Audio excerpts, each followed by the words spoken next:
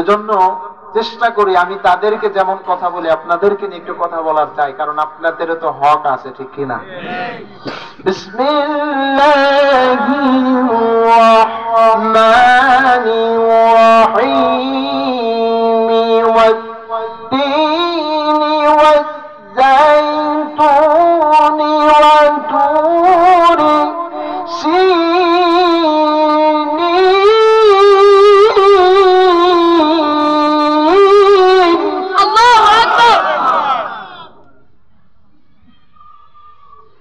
আল্লাহ বললেন আমি আল্লাহ তিন নামক ফলের কসম কাটলাম।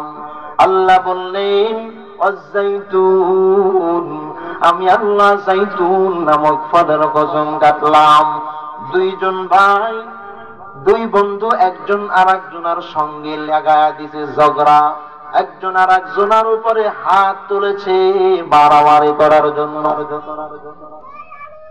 এক ভাই দুর্বল হয়ে গেছে, ভাই বলতেছে ভাই আজকে তুমি শক্তিশালী বিদায় আমাকে তুমি পরাজিত করে আঘাত করে আমাকে ছোট করে দিলাম, তবে আল্লাহর কসম ওই আল্লাহর কসম কেটে বলি আমি আল্লাহর কসম কেটে বললাম কোন একদিন এমন হবে ওই দিন আজকের আঘাতের প্রতিশোধ আমি নিয়ে নিব।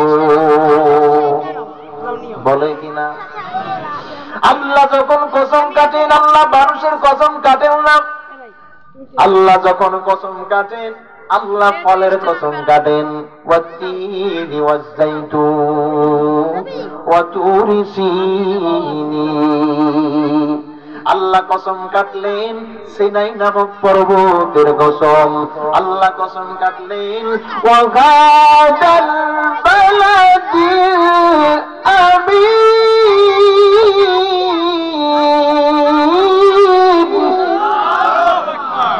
আল্লাহ কসম কাটলেন পবিত্র মক্কা নগরীর কসম।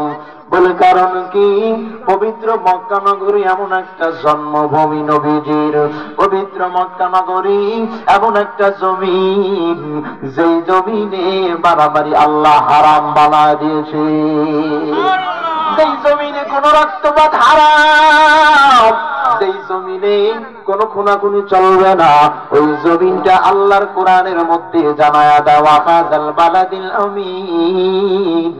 আল্লাহ বলেন এই নিরাপদ মক্কা নগরীর কসম আমি আল্লাহ ফলের কসম কাটলাম, আমি আল্লাহ সিনাই পর্বতের কসম কাটলাম, আমি আল্লাহ এই পবিত্র মক্কা নগরীর কসম আমি আল্লাহ চারটা কসম কাটলাম। কয়টা কসম? জবান করে বলেন কয়টা কসম? চারটা কসম।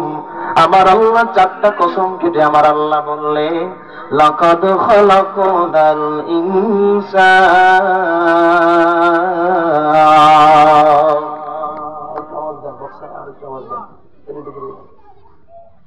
আল্লাহ চারটা কসম কেটে আমার আল্লাহ বললে আমি আল্লাহ এই মানুষ জাতিদের বড় সুন্দর করে বানাইলাম। চিৎকার করে বলেন সুবহানাল্লাহ। চিন্তা করছেন আমি কসম কাটি আল্লাহর কসম করে বলি তোর শরীর থেকে গর্দান আলাদা বানায় দিব, কিন্তু আমার আল্লাহ একটা কসম নয়, দুইটা কসম নয়, তিনটা কসম নয়, আমার আল্লাহ চারটা কসম কেটে বললেন লাকাদ খালাকনাল ইনসানা ফি আহসানি তাকওয়ীম।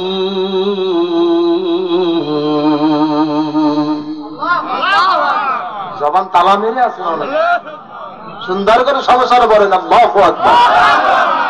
আল্লাহ বললেন আমি আল্লাহ মানুষদেরকে বানাইলাম বড় সুন্দর করে।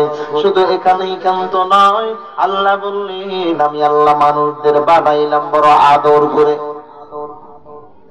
বলে যে মানুষটার চেহারার দিকে তাকাও, কত সুন্দর করে আল্লাহ সৃষ্টি করলেন, কত সুন্দর করে দুইটা চোখ এমন জায়গায় বসায় দিলেন।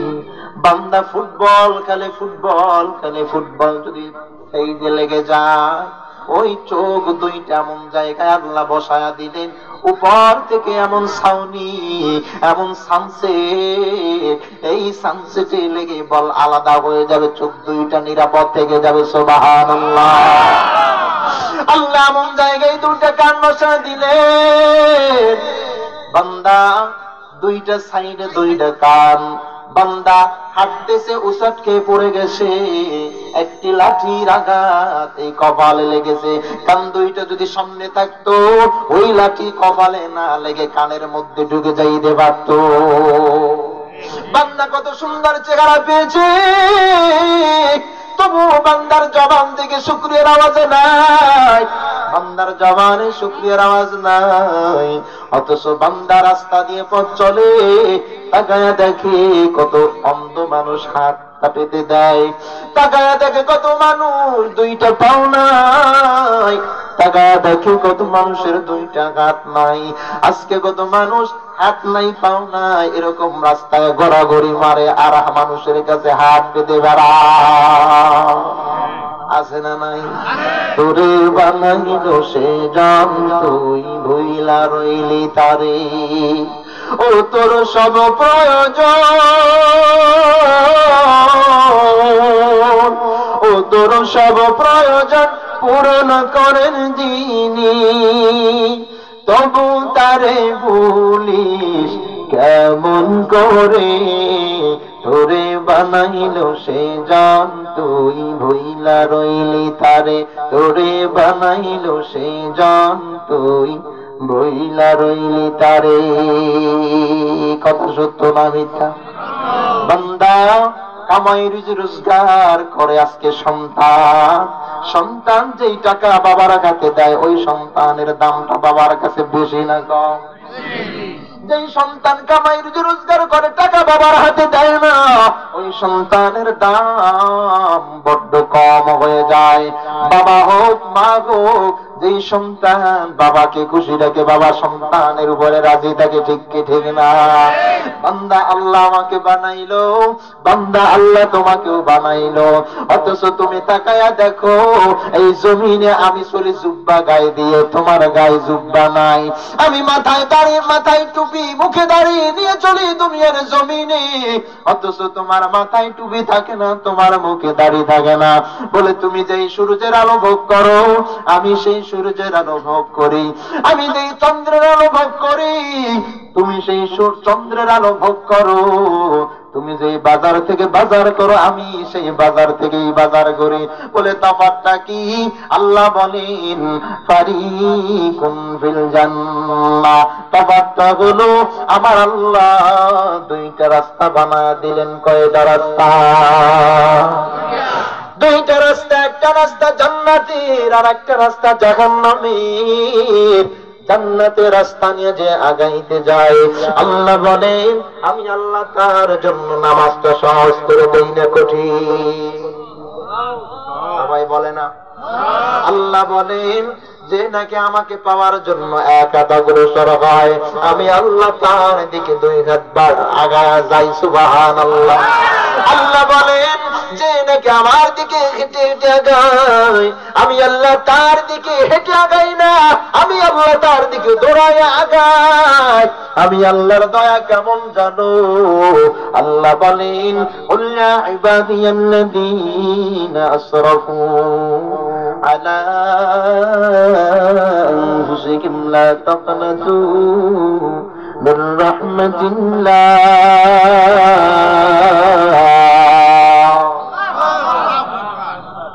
আল্লাহ বলেন ও পয়গম্বর জানায়া দেন আপনার উম্মতদের। বলে কি জানায়া দিবেন? বলে আপনার উম্মত বড় গুনাহগার, এই গুনাহ নিয়ে যদি আমি আল্লাহর কাছে আসি, আমি আল্লাহর জাহান্নামের আযাব বড় কঠিন। আমি আল্লাহ জাহান্নামের আযাব বড় ভয়াবহ। ওই জাহান্নামের আযাব সহ্য করার ক্ষমতা দুনিয়ার কোনো মানুষের নাই। ও পয়গম্বর জানিয়ে দেন, ইয়া ইবাদিয়াল্লাযীনা আসরাফু আলা আনফুসিহিম লা তাকনুতু মির রাহমাতিল্লাহ। মসজিদের ইমাম সাহেব বয়ান দেয়, মুসল্লি বয়ান শুনে চোখের পানি ছেড়ে দেয়। মুসল্লি বলে, বড় গুনাহগার, গুনাহ ছাড়া আমল নামায় ভালো কর্ম আমার নাই। এই গুনাহ নিয়ে যদি কবরে যাই, কবরের জায়গা আমার সঙ্গে ভালো ব্যবহার করবে না। সুতরাং ওই মুসল্লি বিরুদ্ধ হয়ে গেছে, বিরুদ্ধ মানুষ চিন্তায় পড়ে গেছে। বলে আল্লাহর কোরআন নাকি এই কথা বলে, বান্দা তুমি যত অন্যায় করো, যত গুনাহ করো, বান্দা জিন্দেগিতে যত নামাজ ছেড়েছো, বান্দা জিন্দেগিতে যত হারামের রাস্তা নিয়ে আগাও, বান্দা স্ত্রীর হক আদায় করতে পারো নাই, বান্দা সন্তানের হক আদায় করতে পারো নাই, বান্দা কষ্ট করে দিন মজুরি পরিশ্রম করে পরিবার চালাও, বান্দা কোরআনটাকে শুদ্ধ করে শিখতে পারো নাই, বান্দা নামাজের সূরা কেরাত শুদ্ধ করে শিখতে পারো নাই। আমি আল্লাহর দয়া কেমন জানো? আমি আল্লাহর দয়া বড় কঠিন দয়া, আমি আল্লাহর মায়া বড় অসীম। সুতরাং ও পয়গম্বর জানায়া দেন আপনার উম্মতদেরকে, গোলাম যত গুনাহ করো না কেন, আমি আল্লাহর কাছে তওবার দরজায় হাজিরা দাও, আমি আল্লাহ তওবাটা কবুল করে নিতে পারি। মসজিদের ইমাম সাহেব বয়ান দেয়, বৃদ্ধ মানুষ অস্থির হয়ে গেছে, ক্রন্দন করে, বিছানায় পিঠ লাগায় না, রাতের বেলা দরজা জানালা লাগায়া দিয়েছে, স্ত্রী বিছানা ঠিক করে দিয়েছে, স্বামী ঘুমাইতে আসবে, কিন্তু স্ত্রী লক্ষ্য করে দেখে স্বামী বিছানায় পিঠ লাগাইতে আসে না। স্ত্রী ডাক দিয়ে বলে, প্রাণের স্বামী, কেন আপনি ঘুমাইতে আসেন না, কেন আপনি ঘুমাইবেন না, ঘুমাইছেন না? স্বামী ডাক দিয়ে বলে, প্রাণের স্ত্রী, জিন্দগি ভর আল্লাহর হুকুমের অবাধ্যতা করেছি, জিন্দগি ভর আল্লাহর হুকুম নামাজ ছেড়েছি, জিন্দগি ভর হারামের রাস্তা নিয়ে আগাইলাম, জিন্দগি ভর সন্তানের হক আদায় করতে পারি নাই, এমনকি জন্মদাতা বাবা মা তাদের কলিজা আঘাত দিলাম। মসজিদের ইমাম সাহেব বয়ান দিয়েছে, অন্তরটা বড় নরম হয়ে গেছে। আল্লাহ তাআলা কখন জানি দুনিয়া থেকে বিদায় নিয়ে নেয়, বড় ভয়। ওই অন্ধকার কবর, ওই অন্ধকার কবরের আযাব আমি সহ্য করতে পারবো না। সুতরাং তুমি ঘুমায়া যাও, আমি ঘুমাইব না। আল্লাহর বান্দা যায় নামাজটা বিছায়া দেয়, যায় নামাজটা বিছায়া দেওয়ার পর আল্লাহর বান্দা নামাজের জন্য আল্লাহু আকবার বলে হাত বেঁধে দেয়, আলহামদুলিল্লাহি রাব্বিল আলামিন আর রহমানির রহিম। বান্দা নামাজের সূরা শেষ করে নেয়, আল্লাহু আকবার বলে রুকুর মধ্যে চলে যায়। বান্দা রুকু থেকে উঠে সিজদা করে, সিজদা থেকে উঠে বান্দা আসসালামু আলাইকুম বলে নামাজটা শেষ করে দিয়েছে। নামাজ শেষ করার পরে ওই যে মসজিদের ইমাম বলেছে, বান্দা তুমি যত গুনাহ করো না কেন, আল্লাহর কাছে 2 রাকাত নামাজের পরে যদি তওবা করতে পারো, আর যদি অঙ্গীকার করে না,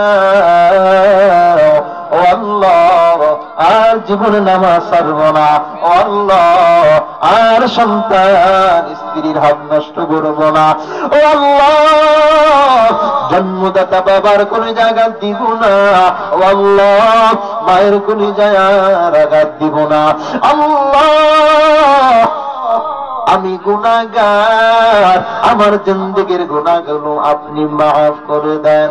ইমাম সাহেবের কথা স্মরণ করে আল্লাহর গোলাম ঘরের মধ্যে এক কোনায় বান্দা যায় নামাজ বিছায়া দিয়ে আল্লাহর কাছে তওবা করে মুনাজাতের জন্য হাত বাড়ায়।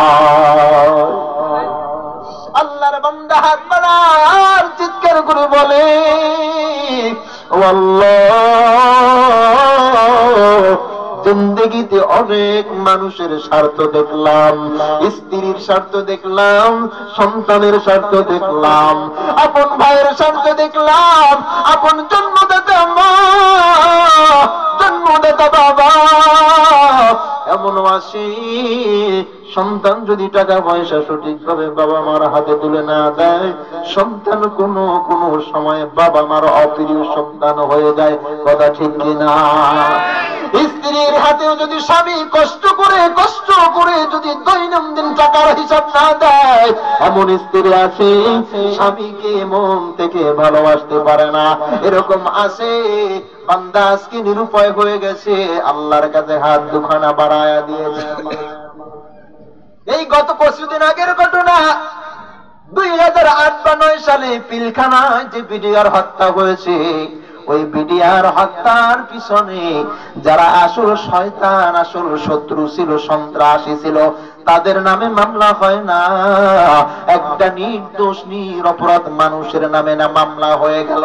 এই মানুষটার নাম, এই মানুষটার বাড়ি হলো রাজশাহী বিভাগে। ভিডিওতে দেখলাম এই মানুষটার বাড়ি রাজশাহী। কেন্দে কেন্দে মিডিয়ার সামনে বলতেছে, এই যে দেখেন আমার ঘর, এই ঘরের জানালা নাই, এই ঘরের দরজা নাই, এই ঘর খারাপ বিল্ডিং, এই ঘরে আমার সন্তান ছিল, এই ঘরে আমার স্ত্রী ছিল, আমার জন্মদাতা বাবা এবং মা উভয় ছিল। বলে আজকে তারা কোথায়? বলে আজকে তাদের আর সন্ধান পাওয়া যায় না। বলে কারণ কি? বলে একটা বছর না, 2টা বছর না, 16 থেকে 16টা বছর আমি কারাগারে আবদ্ধ জিন্দেগি অতিক্রম করেছি। ওই 16টা বছর আমি কারাগারের মধ্যে ছিলাম, এই জন্য আজকে আমি বের হয়ে কাউকে খুঁজে পাই না। আর আজকে যদি সে বাহিরে থাকতো, চাকরির জায়গায় সে যদি ডিউটি ঠিক মতন চালাইতো, এই ঘরের মানুষ তার জন্য পাগলের পাড়া হয়ে যাইতো। কথা ঠিক কিনা? দুনিয়ার সমাজ, দুনিয়ার রীতি, দুনিয়ার নীতি এমনটাই, যতক্ষণ টাকা বিলাবেন ততক্ষণ আপনার স্ত্রী আপন, যতক্ষণ টাকা দিতে পারবেন ততক্ষণ আপনার সন্তান আপন, যতক্ষণ আপনি খোঁজ নিতে পারবেন আপনার আপনজনাদের, ততক্ষণ আপনজনাদের কাছে আপনার দাও। এই কথাগুলো শুনে অনেকে চিন্তা করতে পারে, হুজুর কথাগুলো কেমনে আপনি বলেন? বলে ভাই, কথার বাস্তবতা বড্ড সত্য না মিথ্যা? বলেন। 5টা সন্তান, বড় সন্তান, বড় খোঁজ খবর নেয় বাবা মা, টাকা পয়সা দেয়, মায়া কি বড় জনের উপরে থাকে না 4 জনের উপরে? বড় জনের উপরে। স্বাভাবিক। আমি এটাকে দোষ বলছি না, যে 4 জনকে গালি দিচ্ছি না, খারাপ বলছি না। আমি এটা বুঝাইতে চাচ্ছি আপনাকে যে দুনিয়ার স্বার্থটা এমনই, আপনি যখন দুর্বল হয়ে যাবেন, কামাই করতে পারবেন, আপনার দাম আর থাকবে না পরিবারে। এইটাই বাস্তবতা। কিন্তু বান্দা ওই যে ইমাম সাহেবের কথা শুনে গুনাহের কথা স্মরণ হয়ে গেছে, আল্লাহর কাছে মুনাজাতে হাত তুলে দেয়, আল্লাহর কাছে চোখের পানি ছেড়ে দেয়, ডাক দিয়ে বলে, ও আল্লাহ, যৌবনের শক্তি ছিল, হাজার হাজার টাকা উপার্জন করেছি, স্ত্রী মেয়েদেরকে সুখে শান্তিতে রেখেছি, আজকে আমি দুর্বল, আজকে আমি বৃদ্ধ হয়ে গেছি। আমার পরিবারের এমন একটা সময় ছিল, তাদের প্রয়োজন পূরণ করতে আমি অন্যায়ের পথে বেছে নিয়েছি। আল্লাহ, তাদের একটু সুখে শান্তিতে রাখার জন্য আমি অসংখ্য অগণিত নামাজ ছেড়েছি, তাদের একটু শান্তিতে রাখার জন্য আমি হালাল আর হারাম দেখি নাই, তাদের শান্তিতে রাখার জন্য রোদ আর বৃষ্টি দেখি নাই। এক কথায় পরিশ্রম করে গেছি, পরিশ্রম করে গেছি। আজকে আমি দেখলাম আমার আসল আপন কেউ নাই। আমার যদি কোনো আসল আপনজন থাকে, আমার যদি আসল কোন শক্তিশালী আপন থাকে, সেই আপনজনকে একটু চিল্লায় আওয়াজ দিয়ে বলে, আরো জোরে বলেন, সেই আপনকে। আল্লাহ আমার আপনার আপন ছিলেন বলে কখন? যখন এই দুনিয়ায় ছিলাম না, আলমে আরওয়াহ কিতাবে আসছে রূহ নামক একটা জগৎ ছিল, একটা জায়গা ছিল, ওই জায়গায় আমরা সবাই একত্রিত ছিলাম। সন্তানকে চিনি নাই, স্ত্রীকে চিনতাম না, আমার বাবাকে চিনতাম না, মাকে চিনতাম না, আমার আপনজনকে ওই জায়গায় কোনো পরিচয় ছিল না। শুধু একটাই পরিচয় ছিল, আল্লাহ যখন বলছিলেন আলাস্তু বিরাব্বিকুম, তোমাদের রব কে, তখন জবান থেকে একটাই পরিচয়ের আওয়াজ আমরা দিয়েছিলাম, ক্বালু বালা। একটাই আওয়াজ ছিল, একটাই পরিচয় ছিল, আল্লাহ আপনি আমার রব, আপনি আমার আপন। কথা ঠিক কিনা? আর কোন জবাব ছিল? ছিল না। বান্দা ভালো করে বোঝার চেষ্টা করবেন। আল্লাহর কাছে ওয়াদা করেছিলাম আলাস্তু বিরাব্বিকুম, আল্লাহর এই প্রশ্নের জবাবে ক্বালু বালা উত্তর দিয়েছিলাম আপনি আমাদের রব। আল্লাহ সেই দিন বলেছিলেন এ গোলাম, আমি আল্লাহ এমন একটা জায়গায় তোমাকে পাঠিয়ে দিব, ওই জায়গাটা এমন হবে, ওই জায়গায় শয়তানের রাজত্ব চলবে, ওই জায়গায় আমি আল্লাহ রাজত্ব চলবে। ও গোলাম, ওই জায়গায় সত্যের রাস্তা পাবা, ওই জায়গায় মিথ্যার রাস্তাও পাবা, ওই জায়গায় সুদের রাস্তা পাবা, ওই জায়গায় হালাল ব্যবসায়ী রাস্তাও পাবা, ওই জায়গায় ইসলাম পাবা, ওই জায়গায় হিন্দু ধর্ম পাবা, ওই জায়গায় ইসলাম পাবা, ওই জায়গায় খ্রিস্টান ধর্ম তুমি পাবা, ওই জায়গায় ডানও পাবা, বামও পাবা, ভালো পাবা, মন্দ পাবা, ওই জায়গায় তোমার স্বার্থের লোকও খুঁজে পাবা, ওই জায়গায় তোমার বিনা স্বার্থের লোকের পরিচয় তুমি দেখতে পাবে। সুতরাং আমি আল্লাহ তোমাকে এইটা বলে দিতে চাই, আলাস্তু বিরাব্বিকুম এর জবাব দিলা ক্বালু বালা, এই ক্বালু বালা যেন ওই জায়গায় গিয়ে ভুলে না যায়। আল্লাহ সেই দিন আমাদের এই শিক্ষা দিয়েছিলেন। আল্লাহ বললেন ওই জায়গাটা এমন হবে, মন চাই জিন্দেগি চালাবা, কেউ তোমাকে বাধা দিবে না, তুমি মন চাইলে হালাল খাবা, কেউ তোমাকে আঘাত করবে না, তুমি মন চাইলে নামাজ পড়বা, কেউ তোমাকে আঘাত করবে না, তুমি মন চাইলে সুদ খাবা, কেউ তোমাকে আঘাত করবে না, তুমি মন চাইলে হালাল ভাবে রিক্সা চালাইয়া রাজের কাজ করে, কাঠমিস্ত্রির কাজ করে, অটো রিক্সার ড্রাইভার হয়ে হালাল জিন্দেগি চালাবা, তোমাকে কেউ নিষেধ করবে না, কেউ তোমাকে মারবে না। সুতরাং সাবধান সাবধান, ইয়াউমা ইউকশাফু আন সাক ওয়া ইউদআউনা ইলা সুজুদ।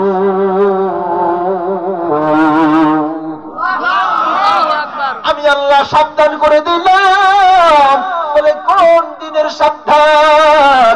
আমি আল্লাহ এমন একটা দিন তোমার সামনে এনে দিব, বলে কিতাবে আসছে ওই দিনের পরিচয় মালিকি ইয়াউমিদ্দিন, ওই কিয়ামতের দিন। বলে কোন দিন? ইয়াউমা ইয়াফিরুল মারউ মিন আখিহি ওয়া উম্মিহি ওয়া আবিহি ওয়া সাহিবাতিহি ওয়া বানিহি।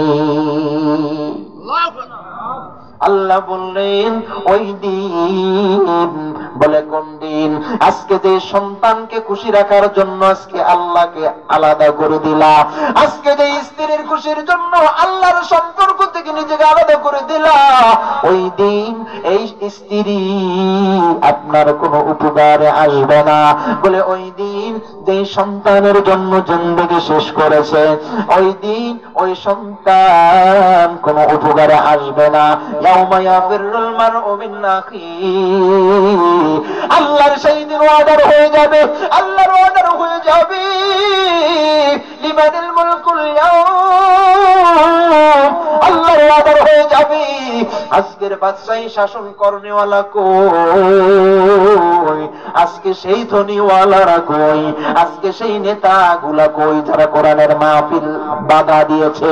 আজকে সেই ক্ষমতাওয়ালা শাসক কই সাধারণ মানুষদেরকে বিনা অপরাধে ফাঁসির কাস্টে ঝুলাইয়া দিয়েছে?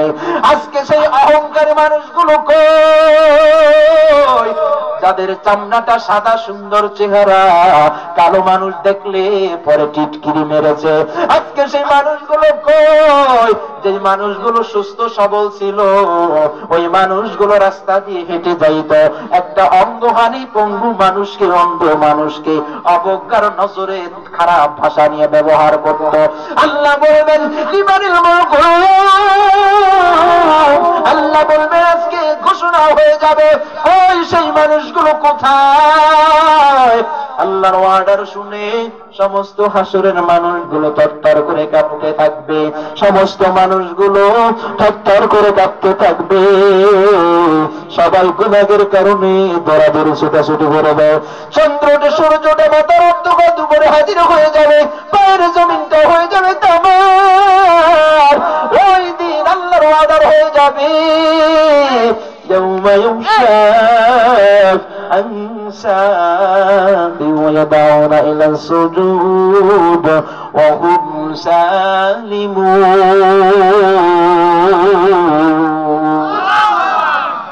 আল্লাহর ওয়াদার হয়ে যাবে আজকে কে আমি আল্লাহকে মানছো, আমি আল্লাহ তাদের পরিচয় নিতে চাই।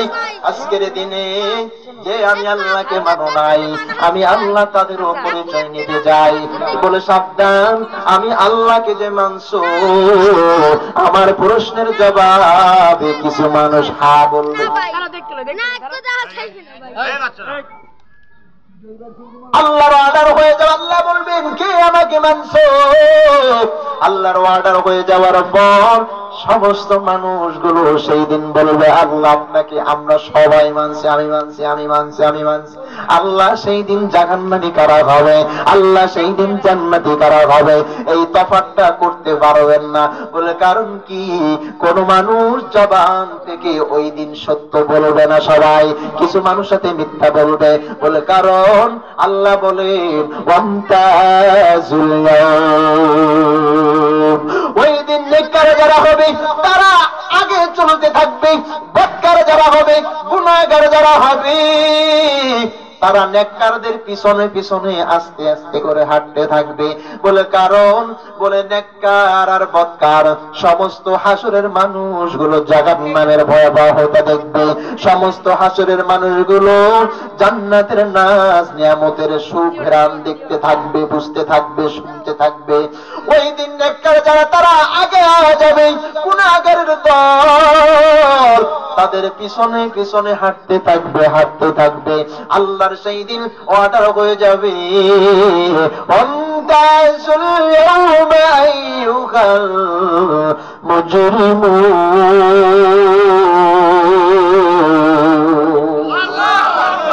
আল্লাহর সেই দিন অর্ডার হয়ে যাবে, পর্দা পড়ে যাবে, গুনাহগার যারা আলাদা হয়ে যাও, নেককার যারা তারা আলাদা হয়ে যাও। আর একটা অর্ডার আল্লাহর সেই দিন বাকি থাকবে। আল্লাহ বলে অর্ডার করবে, আল্লাহর এই অর্ডারের মধ্যে একটা প্রমাণ পরিচয় নিবে। আল্লাহ যখন বলবে সবাইকে আমি আল্লাহর হুকুম মেনেছেন, সবাই বলবে এক আওয়াজে আমরা আপনার হুকুম মেনেছি। আল্লাহ সেই দিন তাদের প্রমাণ করবেন, পরিচয় নিতে যাবেন। আল্লাহ সেই দিন বলবেন ইয়াওমা ইউকশাফ আন সাক ওয়ায়ুদউনা ইলা সুজুদ।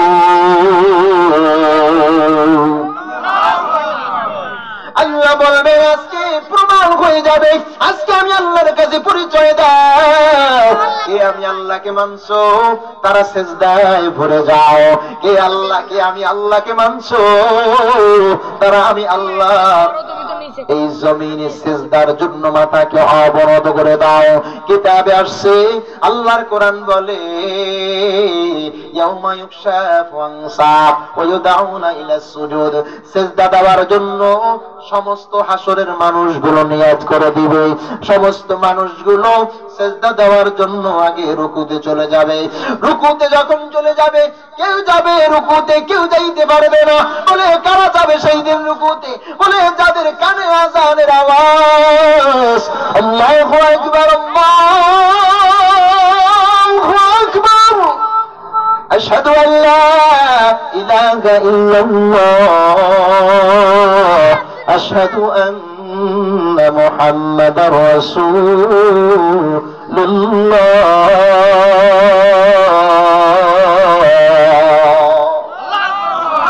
আজকে মসজিদের মিনার থেকে আযানের আওয়াজ যায়, এই আযানের আওয়াজের জবাব সবাই দেয় না। বলে যারা দিবে তাদের জন্য কিয়ামতের ময়দানটা হয়ে যাবে শান্তিদায়ক ময়দান। তাদের জন্য আল্লাহর যেই দিন অর্ডার হয়ে যাবে ইয়াউমা ইউকশাফ। এখানে অনেকে আছে কষ্ট পাইতে পারেন, বলে ভাই আল্লাহর কোরআনের কথা না বলে উপায় নাই। আপনার কষ্ট আর আপনার খুশি আপনার মধ্যে রাখেন, কিন্তু কোরআনের সঠিক কথাগুলো যদি আপনি বুঝতে পারেন, আমার উপরে কষ্ট আপনার থাকার কোনো প্রশ্নই আসে না। সবাই বলেন না, আসে না। আল্লাহ সেই দিন বলবেন ইয়াউমা ইউকশাফ, আল্লাহর অর্ডার হয়ে যাবে সিজদা দাও। আল্লাহর অর্ডার হয়ে যাওয়ার পর সবাই সিজদা দেওয়ার চেষ্টা করবে। যারা সিজদা দিতে পারবে আল্লাহ তাদের পরিচয় বলেন, ওই সমস্ত মানুষ এই দুনিয়ার জমিনে শীতের মধ্যে আমি আল্লাহর হুকুম পালন করেছে। বলে ওই দিন সিজদা কারা দিতে পারবে? আল্লাহ বলেন ইল্লাল্লাযীনা আমানু ওয়া আমিলুস সালিহাত। ওই দিন সিজদা কারা দিবে? সূরা ৩-এর মধ্যে আল্লাহ জানায় ওই দিনের সিজদা যারা দিবে তারাই হলো প্রকৃত দুনিয়ার জিন্দেগির মুমিন। ওই দিনের সিজদা যারা দিতে পারবে তারাই হলো এই জমিনে বেঁচে থাকা প্রকৃত মুসলমান। আজ আছি তো কালকে নাই, নিঃশ্বাসের কোনো বিশ্বাস নাই। দামে দামে দম ফুরালো, দামে দামে দম ফুরালো, সেদিকে কারো ভাবনা নাই, নিঃশ্বাসের কোনো বিশ্বাস নাই। হবে যখন সমান জারি, যেতে হবে খালি রাজি। আসছো একা যাইবা একা, সঙ্গে কি হই যাবে না। আজ আছি তো কালকে নাই, নিঃশ্বাসের কোনো বিশ্বাস বিশ্বাস হয়নি। যাদের হয় না তারা আওয়াজ দেয় না। সবাই সুন্দর করে সমস্বরে বলেন, এই দুনিয়ার নিঃশ্বাসের কোনো বিশ্বাস আসেনি। সাবধান, যেই আওয়াজটা জবান থেকে বের করলেন এই আওয়াজের ওজনটা একটু উপলব্ধি করে চেষ্টা করেন। এই আওয়াজের ওজন যদি আপনি বুঝতে পারেন, আপনার জন্য নামাজ পড়া সহজ হয়ে যাবে। এই যে নাই শব্দটা জবান থেকে বললেন, এর ওজন যদি আপনি বুঝতে পারেন, আপনার হাত দ্বারা, আপনার জবান দ্বারা, আপনার কান দ্বারা, আপনার পাও দ্বারা অপর মুসলমান কোনদিন কষ্ট পাইতে পারেনি। এই জিন্দেগিটা ক্ষণিকের জিন্দেগি। পয়গম্বর আরবি বলেন, আদ-দুনিয়া মাযরাতুল আখিরাহ, এই দুনিয়ার জমিনটা বড় উর্বর, এই জমিনটা বড় উর্বর। বলে কাদের জন্য? যারা প্রকৃত পরিপূর্ণ ঈমানদার, আল্লাহ তাদের জন্য উর্বর বানায়া দিয়েছেন। একটু সুবহানাল্লাহ বলেন। একজন ঈমানদার যে তার সময়টা অযথা নষ্ট করে না, একজন ঈমানদার যে তার জিন্দেগিটা হালায় খালায় কাটায় দেয় না। বলে কারণ কি? তার জিন্দেগিটা সময়ের মূল্যটা সে বোঝে। আল্লাহ বললেন ওয়াল আসরে, আমি আল্লাহ সময়ের কসম কেটে বললাম, ইন্নাল ইনসানা লাফী খুসর। আল্লাহ বললেন যেই সময়টা বান্দা হেলায় দুলায় কাটায়া দেয়, এই সময়টার জন্য বান্দা একটা সময় আফসোস করবে। বলে কোন দিন? আল্লাহর জান্নাতের ময়দানে যখন হাজির হয়ে যাবেন, ওই দিন আফসোসের শেষ থাকবে না। বলে কাদের জন্য আফসোস ওই দিন? বলে